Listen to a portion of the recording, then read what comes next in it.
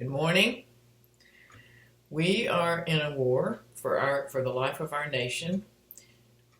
There are entities trying to take our nation down, and as I've said before, if it goes down, we'll maybe speaking Chinese in a few years. So we don't want that to happen. We're in a war. We got to take a part.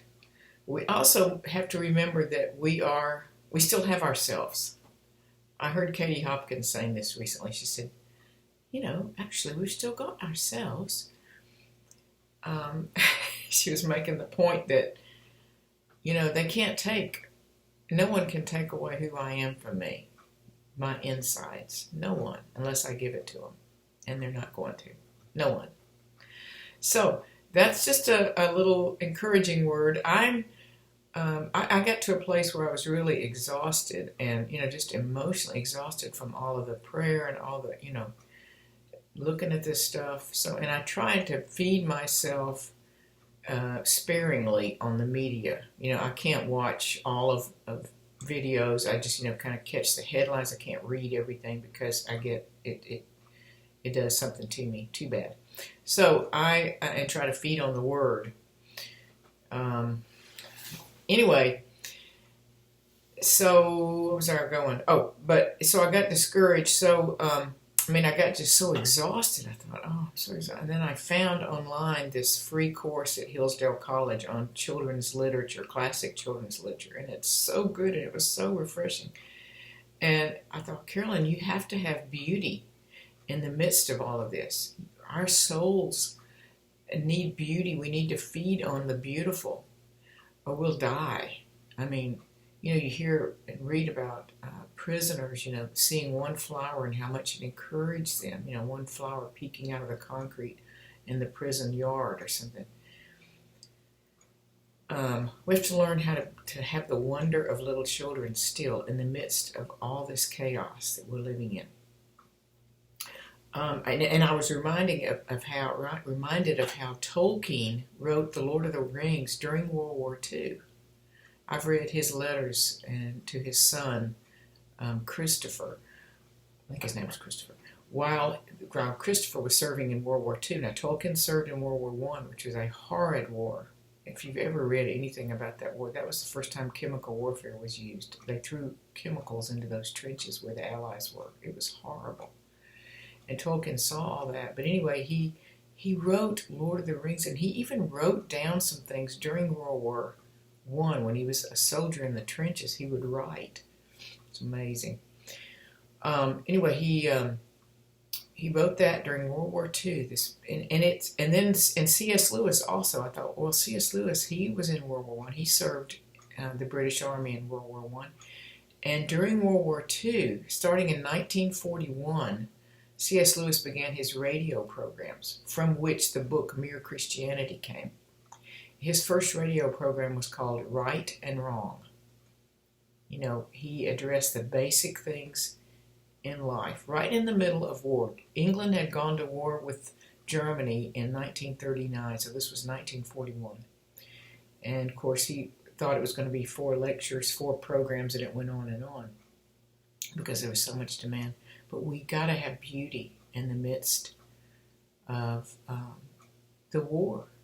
And even the best warriors have to take a break and go to the hospital a little while and get some rest. So I started writing on this series that I want to start today, and I'm going to give you this first page about what I spoke about demons fighting for territory on the earth. And we talked a little bit about this 2 days ago, and I mentioned how David in 1 Samuel 17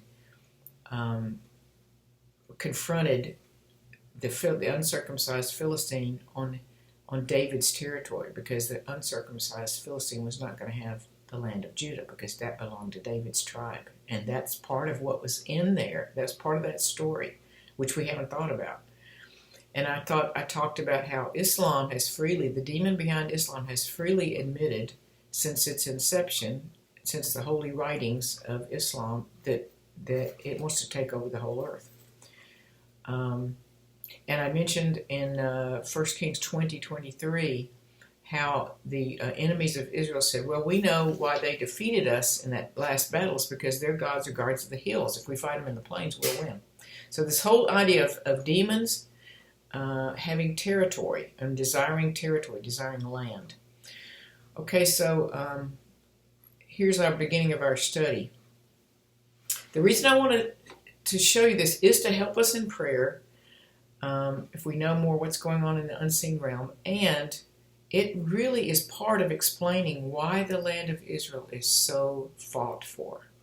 It's not the whole reason, but it's a big reason. So there's a teaser.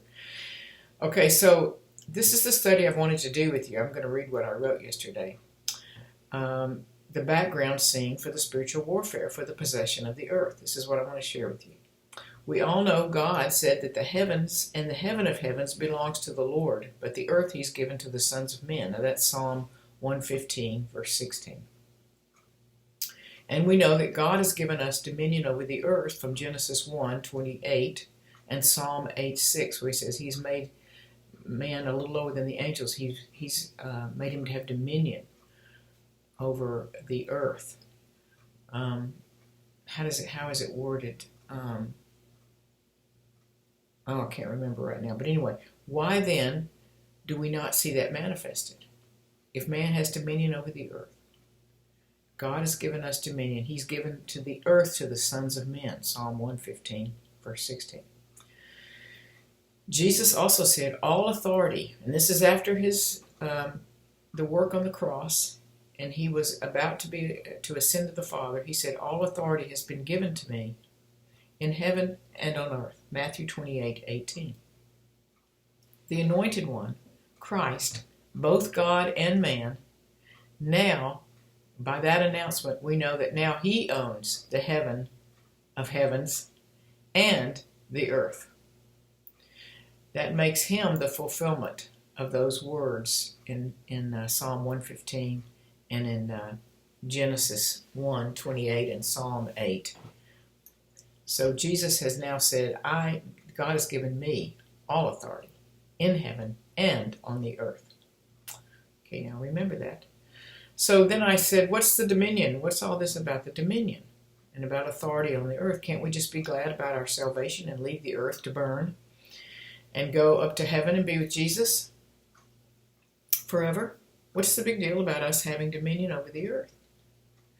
It's because we don't know what we lost when Adam exchanged the glory of God for this, quote, knowledge that the serpent promised him. We don't understand the backdrop of what went on at Genesis 1. Would y'all like this cup? Isn't that a pretty cup? Found that in a secondhand store once. Made in Portugal. I just love it. Okay, so we don't understand the backdrop of what went on at Genesis 1. Now, under this heading, the council around God's throne. If I told you that God has a council around his throne, would that sound like heresy to you? We all agree he has angels, and that these, as we know from Scripture, come to earth often in the form of men. Think of Genesis 18 and the three men who were talking to Abraham. We don't know who those men were yet. And we know one of them was Yahweh. But anyway, we also have read Jude 6 and 2 Peter 2 about angels who left their abode and are in everlasting chains cast down to hell. Remember those passages. We'll look at them at some point. We know that from Revelation 4 and 5, there are 24 elders around the throne, and also living creatures who speak. And the creatures in the Greek literally are plainly animals. They're not anything but animals. That's the word in the Greek. It's living creatures. So there's 4 creatures around the throne that speak. There's 24 elders. There's angels. We know this. Now I want to refresh your memory about another group found in God's presence, the spirits. The most familiar is probably the one that stood up to be a lying spirit in the mouth of the false prophets when God intended the wicked king Ahab to go into battle to meet his end. That's recorded in 1 Kings 22, 21 to 22. Remember the lying spirit came forth, the Lord said, from the throne. It says that Micaiah the prophet saw the throne of God, and God said, who will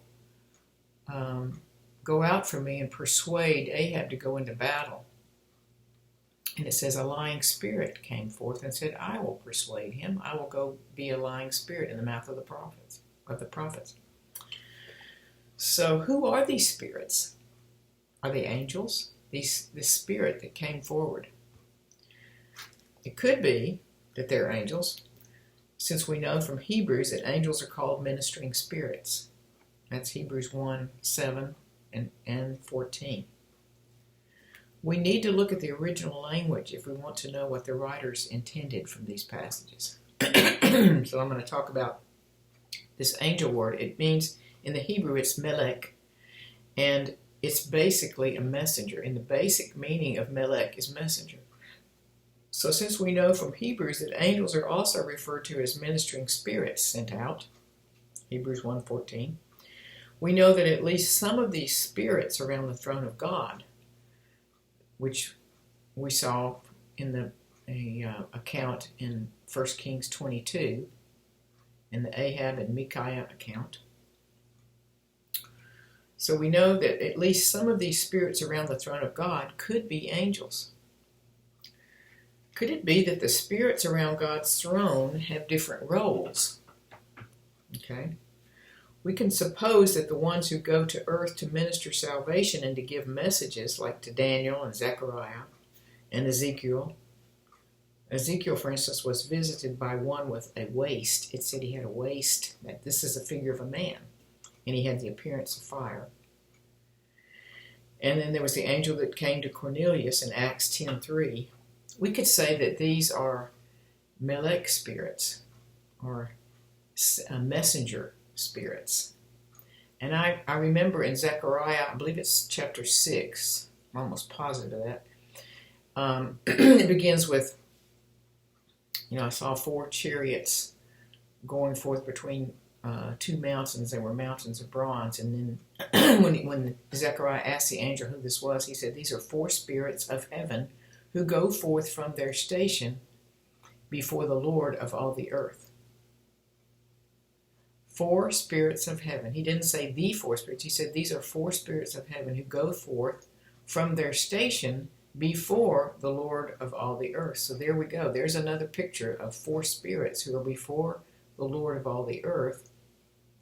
Just like in 1 Kings 22, when it said the Lord was on his throne and said, who will go forth for me and persuade Ahab to go into battle? And a spirit came forth and said. So I'm just trying to expand our view here of who is before the throne. Now we'll continue. This is so cool. I love this stuff. It helps me pray. It helps me understand. Oh, I love it. Okay, so we'll go on tomorrow. Love you guys.